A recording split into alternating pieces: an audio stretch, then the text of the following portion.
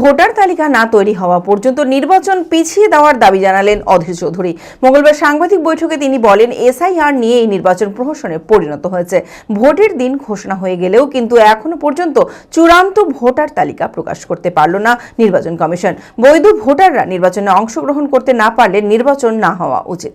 মানসিক স্বাস্থ্যের জন্য সবার আগে যে নামটি মনে ভেসে ওঠে, সুস্থ মনের ঠিকানা মনোবীক্ষণ। যোগাযোগ নাম্বার 7477799513। দিন তাই তৈরি হয়ে গেল নির্বাচনের, কিন্তু ভোটার লিস্ট এখনো পাবলিশ হলো না। এটার মানে কি আছে? মানুষের এই নির্বাচন কমিশনের প্রতি আস্থা পুরো হারিয়ে গেছে। এই নির্বাচন কমিশনকে মানুষ কোনো ভরসাই করতে পারছে না। যেখানে নির্বাচন কমিশন যাদের নেতৃত্বে, যারা অভিভাবক এই ক্ষেত্রে, অন্তত নির্বাচন করানোর ক্ষেত্রে, তাদের প্রতি যদি মানুষের আস্থা না থাকে, সেই নির্বাচনের কি মূল্য থাকবে? এই নির্বাচনটা হাস্যস্কর করছে। এই নির্বাচনটা পশ্চিমবঙ্গের মানুষের ইয়ার কি মারছে, যাবে খেলে খেলা করছি পশ্চিমবঙ্গের মানুষের সঙ্গে এই নির্বাচন আর নির্বাচনের তালিকা নিয়ে। মাসের পর মাস ধরে এই এক এসআইআর এসআইআর এসআইআর, আর আমাদের কোনো কাজ নাই, কর্ম নাই, রুটি না রুটি নাই, এসআইআর প্রক্রিয়ার মধ্যেই আমরা সব ব্যস্ত হয়ে পড়লাম। এই পরিস্থিতি এলো কেন? তার বিশ্লেষণ নাই। নির্বাচন কমিশন তাকে মদত করলো রাজ্য, সে চলে গেল কোর্ট, কোর্ট থেকে বিচারাধীন প্রক্রিয়া, তার থেকে ট্রাইব্যুনাল। আচ্ছা, ট্রাইব্যুনালে যে যাবো আমি, সে ট্রাইব্যুনাল যেখানে যাবো সেখানকারই ঘর নাই।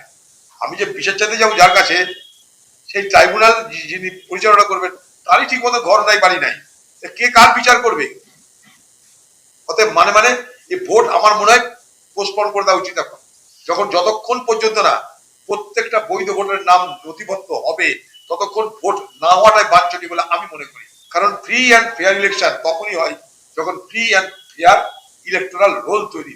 অবাধ নির্বাচন তখনই সম্ভব আইনত যখন অবাধ নির্বাচনে ভোটার তালিকা তৈরি হয়। ভোটার তালিকা আংশিক, ভোটার তালিকা পরিপূর্ণ নয়, সেখানে নির্বাচন কি করে হবে? কেন হওয়া উচিত নয় বলে আমি মনে করি। পিছিয়ে দেওয়া হোক নির্বাচন, কারণ মানুষের ভোট দেওয়ার অধিকার যদি না থাকে, তাহলে সেই নির্বাচনের মানে কি থাকলো? চরক স্কয়ার হসপিটাল সুস্থতার একমাত্র ভরসা।